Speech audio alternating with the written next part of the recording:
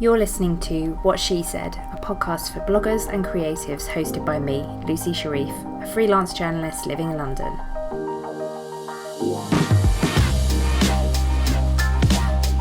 Each week I interview different women in blogging and the online world, getting their best blogging tips and advice and a little bit of gossip too. Thanks for listening. Hello and welcome to What She Said. We've done almost an entire series together and I'm so excited by it, and I'm even more excited about series 2 because I have so many awesome guests for you coming up. In this episode I got to chat to my lovely friend Sarah Ferguson, who runs the beautiful blog Brass Buttons and Confidence. She also has an amazing Instagram account, which is probably where you know her. Earlier this year, we were both on a course together and she went from maybe 5,000 followers. She already had a beautiful Instagram account, but she just bloomed, which is kind of ironic because the course was called Bloom and Grow, and skyrocketed her Instagram account. She really just found her creativity through Instagram, and if you don't follow her, then obviously all of her handles are linked in the show notes, but do go across and give her a follow because not only does she have the most inspiring, creative Instagram account out there, but she's also just really a lovely, lovely person. I mean, everybody that I interview is nice, but she's just adorable. She's so nice. We chatted about some of the negative things that come with a big influx of followers on Instagram and how self-doubt can kind of rear its ugly head, and the comparison trap and all those good things that we love talking about on here. So I know you'll enjoy this episode. Please let us both know on Twitter or on Instagram. Make sure you give Sarah a follow everywhere and tell her how much you love the episode and how great you think she is. On with the episode.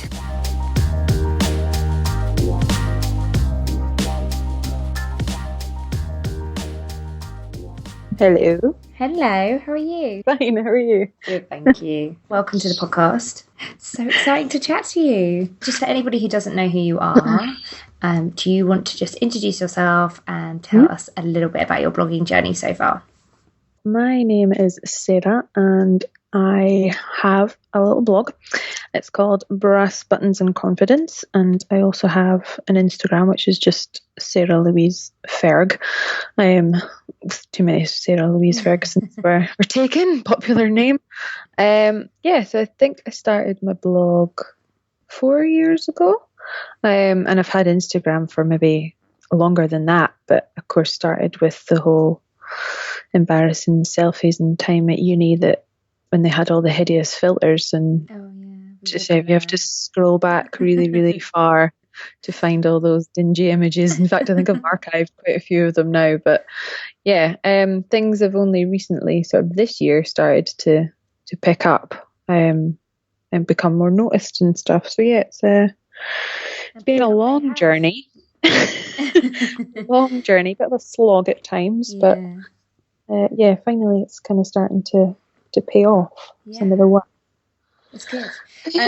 So when you started your blog, what was the kind of purpose? What was the impetus to start it?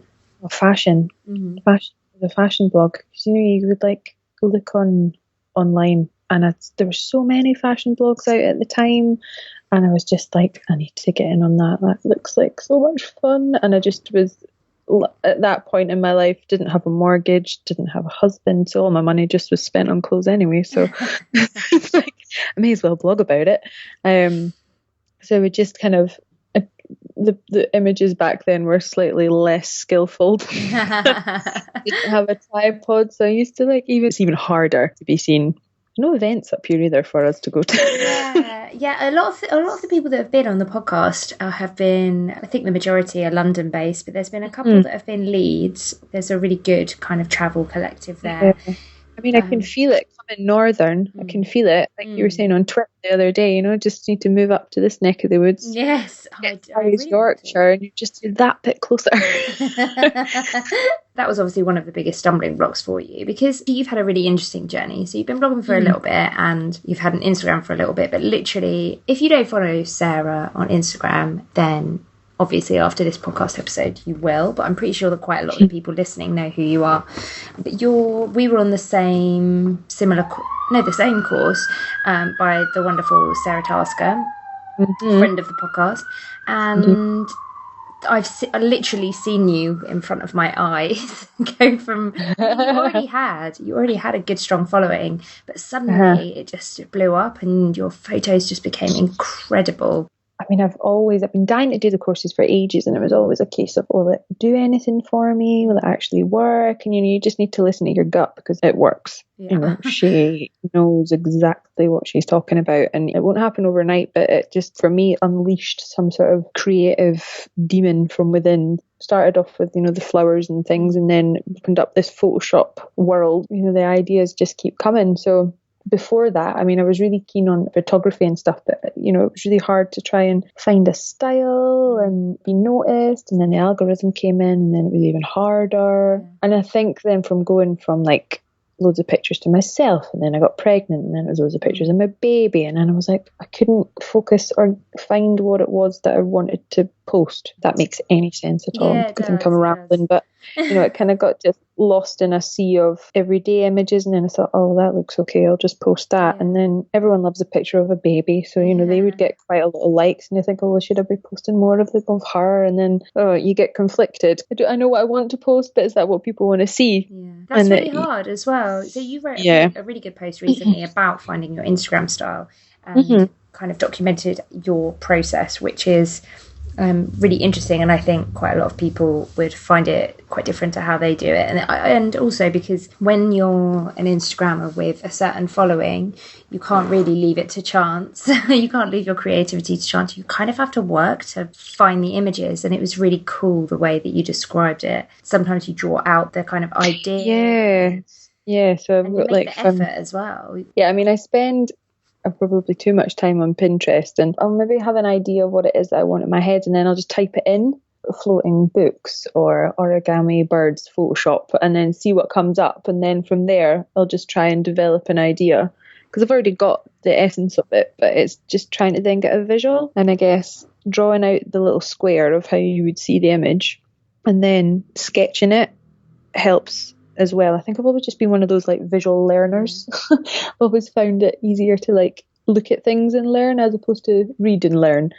I think that it helps me that way, but it's just fun to just doodle as well. When you should be doing other things. I'm just imagining your house is like glitter and I have to put on the cupboard under the stairs. It's like in a little Harry Potter cave under our stairs. It's really dark. These boxes full of like glitter and paint. Before we talk about super, super, super positive things to do, that have come out of Instagram and your journey, I did want to talk a little bit about some of the shittier things, if that's okay. Because there are some. I feel like it was overnight, but it obviously wasn't. And I guess I've been following you since probably January-ish. When you kind of went over that 10k mark and started really getting noticed and found your style and all the rest of it, what were some of the negative parts of that? Oh, for me, because I got so lucky and everyone pulled together, and Dominique, she shared my profile, and she's got monumentous followers, and they all did me a total solid, and I managed to get to like way over 10k, and it went straight up to about 11. And I think when people see that happening, they want that for themselves, and quite right, because they put just as much work in as everybody else, and work to be seen and work to produce images and things. And then I think when they see maybe someone doing really well or something going from strength to strength, because they want it for themselves, they'll then try and not replicate it, but try to do the same. It's really difficult to try and get into it, but everyone's got their own individual style. And I think to try and be like somebody else, to say, I don't even know what I'm saying here. It's a really hard topic to talk about, though, really difficult. It's really difficult. Yeah, but I think people try to not copy, but they will take inspiration from the things they see you do and try to get some of the success for themselves. But everybody does that. There's no such thing as an original idea. Like if you've thought, like, as I say, I'll look on Pinterest. So if I then see something, and like someone else has already had that idea, so I'll develop it to make it my own. And I don't think that there's anything wrong with that at all, but it's weird, I think, more than anything. I think When you it's start really to hard as well. see a lot of stuff that you're doing then appear. Yeah. It's strange.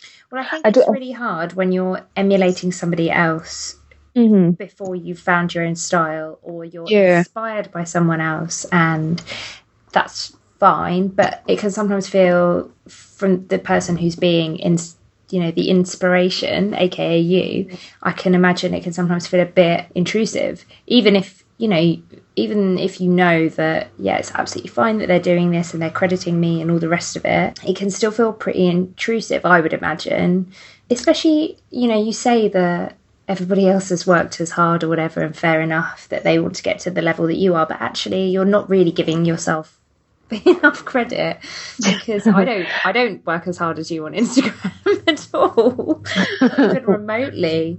Yeah, it's a really difficult topic to talk about, and I think one of the things that we did in one of Sarah's courses was she'll get us to kind of copy stuff, like you say, on Pinterest. It's not really copying. It sounds really terrible.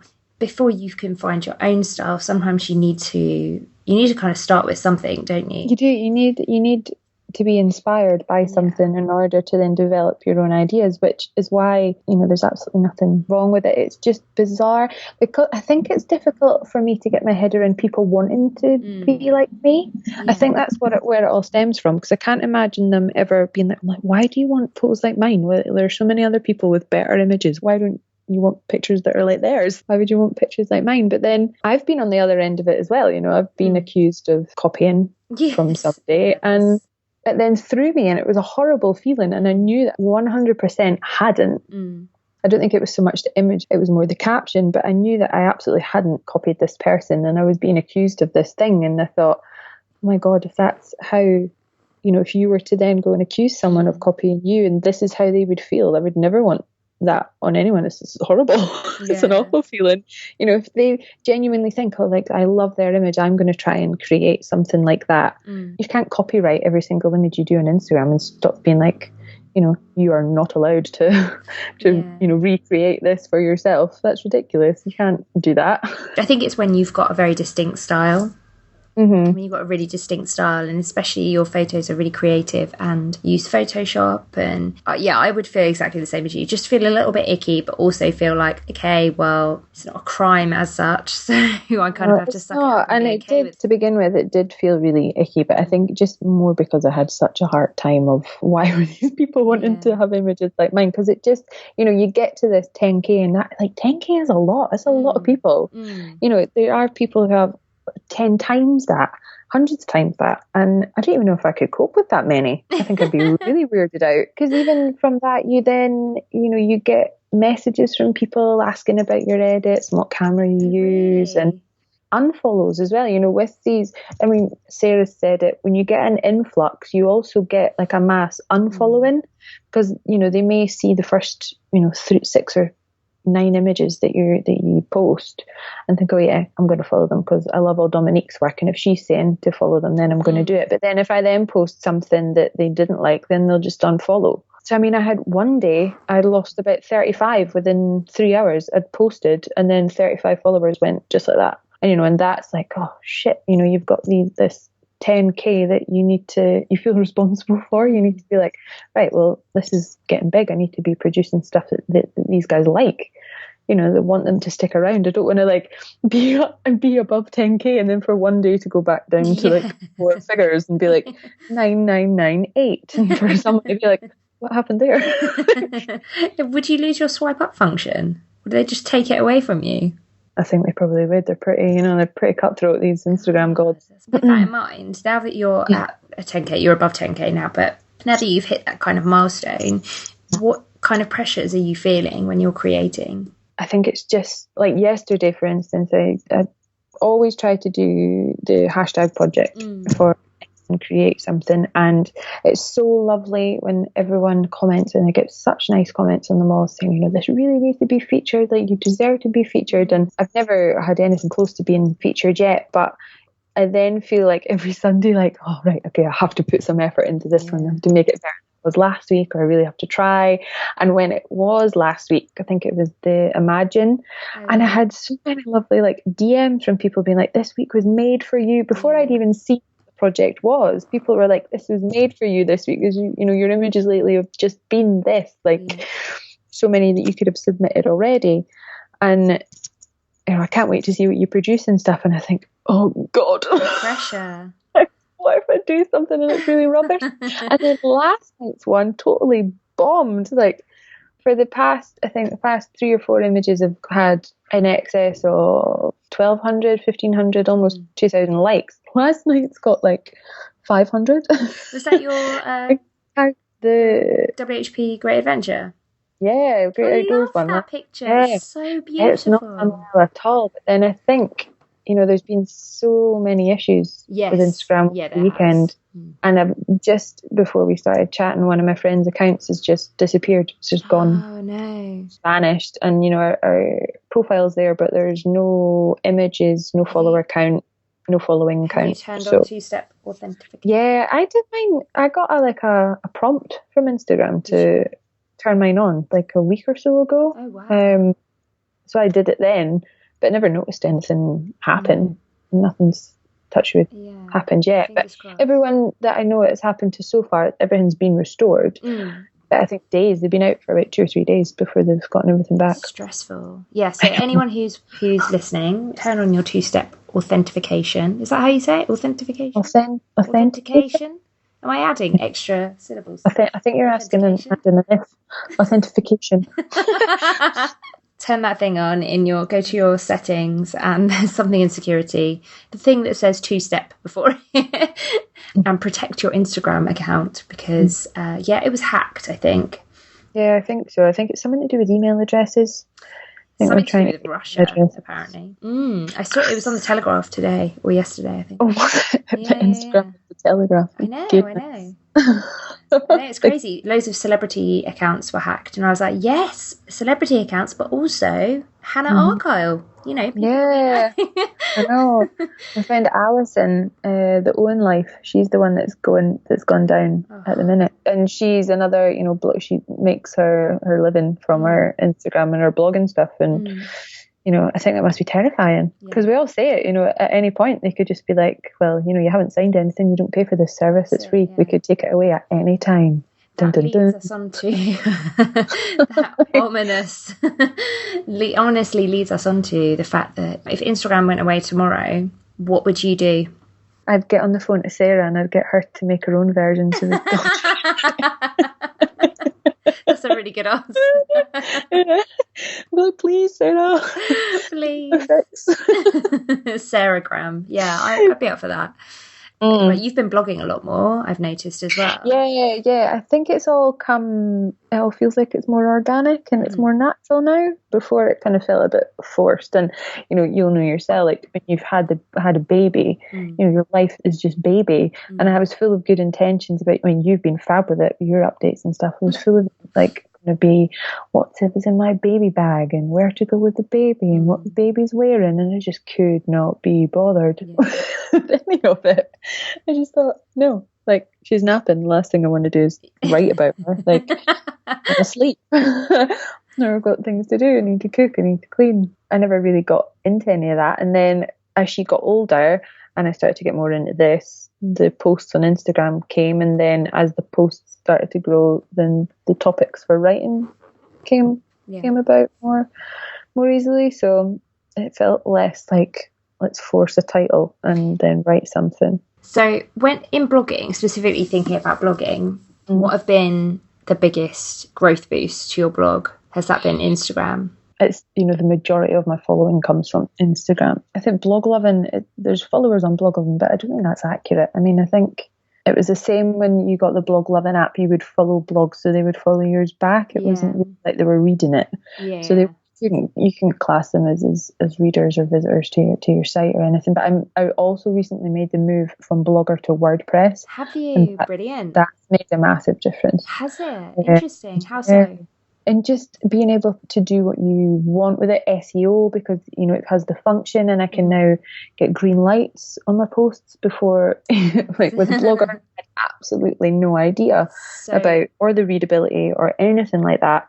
So what you're talking about for the readers is the green lights are from the Yoast all-in-one SEO plugin. So you'll get green, amber, or red on terms of, you know, your searchability or your readability on the post. And it takes a lot longer than it used to, but it's quite satisfying once you get to the end and think, yes, I've got like less than 10% of my sentences are long. There's not too many words in my paragraphs. I love it when they one of the things in Yoast, so you have as Sarah mentioned, the searchability and readability, and you have like a red, amber, green for both of them. Ideally you obviously want green, but for the readability I always say take it with a pinch of salt, because obviously if your style is a lot of passive voice, you get marked down for that. But one of my favourite things is when it says you've scored highly in the Fleisch's readability test or whatever. Yes, I had to like Google that to find out what that was, and there's like words in it that I just have no idea about, like slugs. I have no idea what whole slug thing is. It's something to do with your URL, I think, but I don't really understand it either.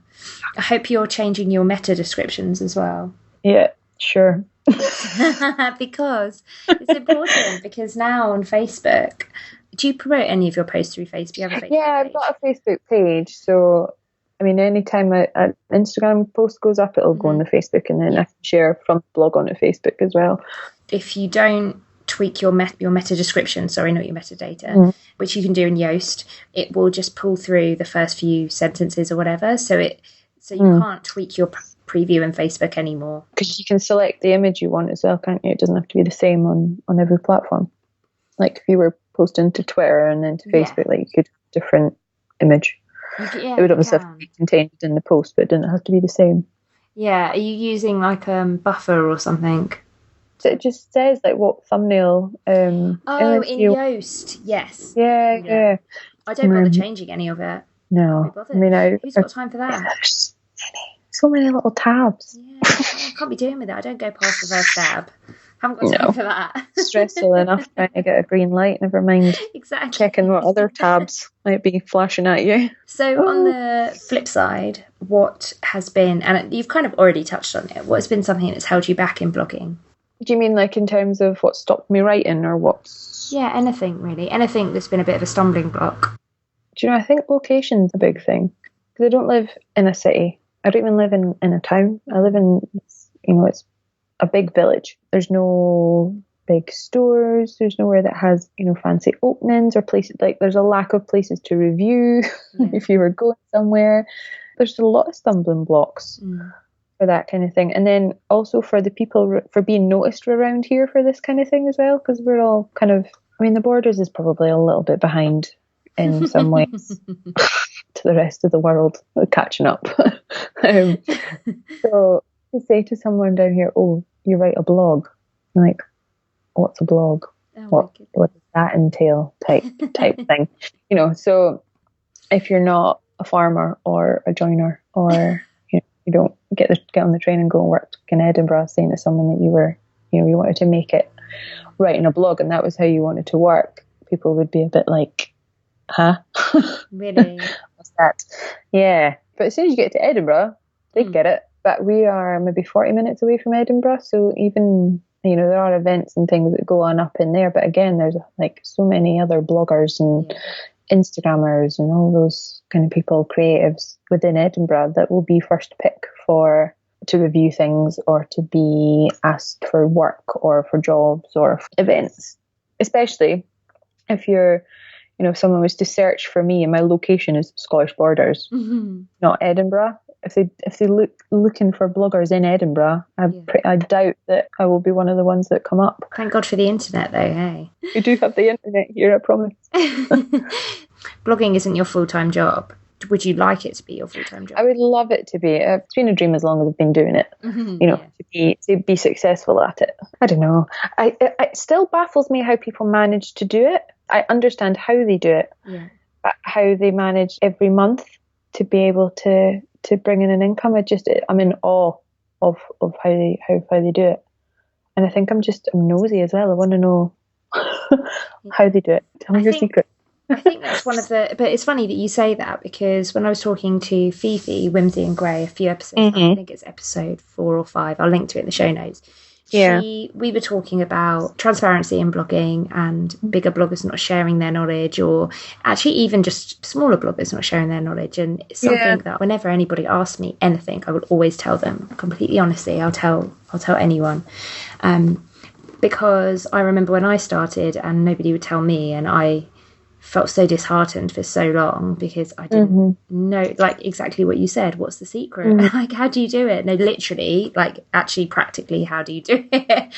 I think that's a really big issue. And I think I can totally understand why it's a lot harder for you, because for me, I can go to networking events, and that's really been a big game changer for me over the past couple of years, is coming back to London, going to networking events. You know, you get drunk with people, they tell you the truth, even if they don't want you to. They don't really want to. And that's made a massive difference. But when you're further afield and you're not getting that FaceTime. Yeah, you need to dig for it yourself a little bit. You kind of need to throw yourself out there a bit more. Like, I will have to email when I got my media kit made up. I just spent so much time on Google searching PR companies and the names of the PRs for different brands, and would just be completely brass neck about it and send them emails and be like, look, work with me, please.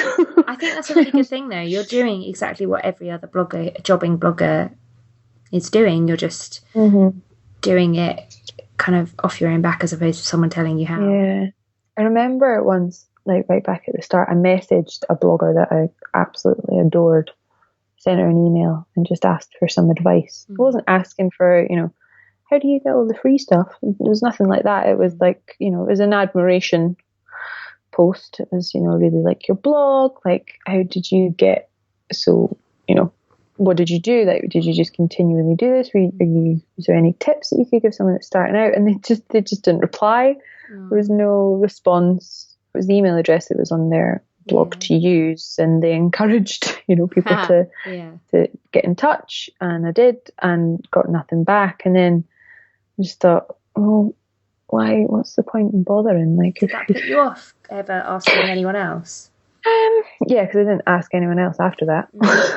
That's didn't email anyone else. Sad. Yeah, but then I kind of looked at it and I thought, this girl's, she's younger than I am. I just kind of looked at it of more circumstance. It was like, she's younger, she's probably, she's caught up in the thick of this wonderful blog, she's doing so well. She's probably just not got the time to sit and go through my tedious maybe questions or maybe she's a bit of a douche for ignoring her reader.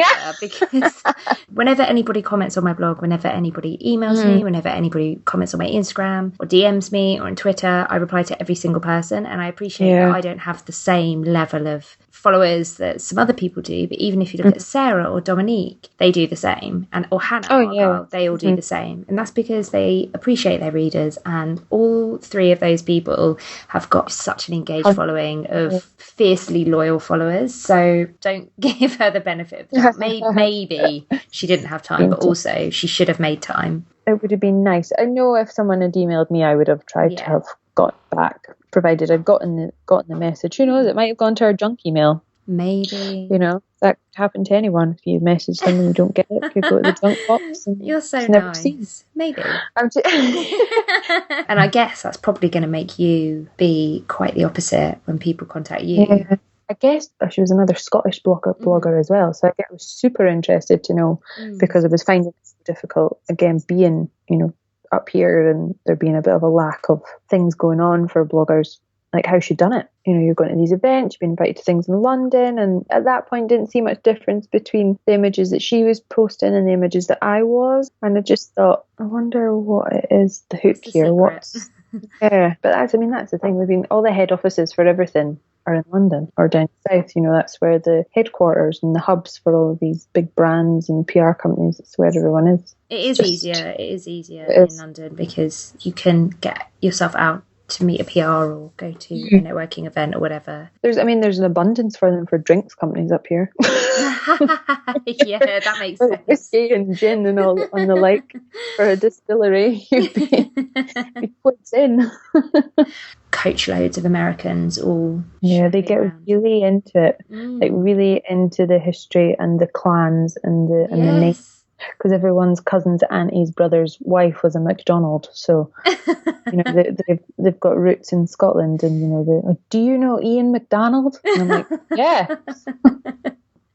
To be honest, I got really into it too. I was like, brilliant. There must be some Scottish in me somewhere. Let's find it. I must be part of some clan. So one of the other things that I wanted to ask you was, how do you manage your Instagram in terms of gallery curation?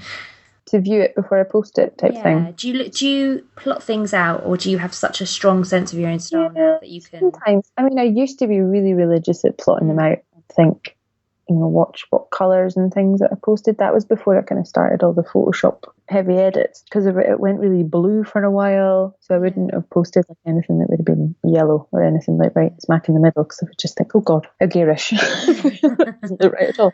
But the apps, what was the apps that I used? Is it Unum? UNUM? And it gives you some stats and stuff on it as well. It tells you like what best time of day to post it. I don't know how reliable it is. I didn't really go by that. I don't think it really works either. You could post at one time of day and it go really well. Do the same the following week and it just not work. So I find that also. I know that some people post exactly the same time every day, but it doesn't make a difference for me. I mean, I've posted at all times of day. I used to post 4 times a day. Wow. Because it would just take pictures of Ren's face and then post them on Instagram. Be like, oh, look at my baby. And that was it. But it's now once a day, if that. I used to do twice. I used to do once in the morning and once at night. It's now just at night between sort of 6 and 8 p.m. Once Ren's in bed, once I've got time to engage properly, scroll through, see what's happening, reply to comments, all that kind of thing. And then that's it done. So that takes us quite nicely onto, in terms of engagement and your following and community and all that sort of lovely stuff, fuzzy stuff. So you've created a few different hashtags, but obviously the one that I'm thinking of is botanical body hair, which you've written about as well. Yeah. I remember when you created it and I was like, oh, this is amazing. And I'm such a hairy person. I was like, this is something I can get on board with. But I'm just not very creative. So I still haven't. Who did you create it with? Unfound Door? Yeah, Patricia. Yeah, I unfriended her, and she's in Italy. She stays in Italy with her family, and it came about from Bloom and Grow, from Sarah's course. Every week we were given, homework to do, and the homework that week was unexpected. So you had to create an image that was unexpected, involving flowers, obviously as well. So you could have poured milk from the bottle, but instead of the milk was petals, or look in your coffee cup and there wasn't actually coffee, it was flowers or whatever else. And I just thought, I tried something with a wine glass and I wasn't happy with it. And then one morning I was getting dressed and had to do the necessary. I was wearing a vest or something and I needed to shave my armpits. And I just thought, oh, imagine if that was just flowers. That would be nice. We need to do it. And then I was like, I'm going to make a beard. I am going to make a beard of flowers, and I'm just going to sit with my razor and my toothbrush and say something about how ridiculous it is. So I just did it. And I sat in my towel in my hair and glued these petals to a bit of paper and then tied it around my head with some wool. Took various shots of it because it kept falling off. And eventually got one that was okay. And then when I posted it, Patricia just thought it was hilarious. She just thought, this is so funny and poignant, and I get it. And then she responded by posting her own version, and it just became this thing. And at that point we didn't have the hashtag, but someone had messaged us like, you need to make this a hashtag. So we threw about some ideas, and eventually, because we had floral fuzz or hairy horticultural something, can't remember, but botanical body hair was the one that stuck. So that was what we went with, and then people just went with it, and we've had so many lovely stories from people, and it means different things to everybody. It's not one, doesn't mean one thing to one person. We've had people that have been battling with cancer that have lost their hair and it meant something to them, and people that have had, babies and that have been left with stretch marks and they used the flowers to highlight where those were. And it's not just about, shaving your legs or having a moustache that you need to wax. I mean, everyone has these hang-ups and things, but I think more often, we're told that it's not pretty or it's not beautiful, when who gets to decide that? You should be the one to decide. So if you're happy with it being there, then you should be allowed to have it there. If you're not, take it off. It's entirely your prerogative. Nobody gets to say otherwise. It's your body, your rules. Yeah. It's so cool. It's such a cool hashtag. I think it'll probably slow down for Christmas, though. I can't see very many people putting a holly bush anywhere near these areas. It probably could be quite prickly. And I know for myself, I mean, I usually go through September till about March and I don't shave my legs. So same, yeah. Well, it's that. I think I'll probably go from July to... No, I don't. I did shave my legs once or twice in July. Yeah. Move to Scotland, you'll never have to do it. Don't tempt me. I'm really trying to make my husband move out of London, so we'll see. Thank you so much for being part of the podcast, Sarah. Where can everybody find you online? So you can find me on Instagram at Sarah_Louise_Ferg, or you can find me on Twitter at brassbuttons_C, and then my blog is brassbuttonsandconfidence.com.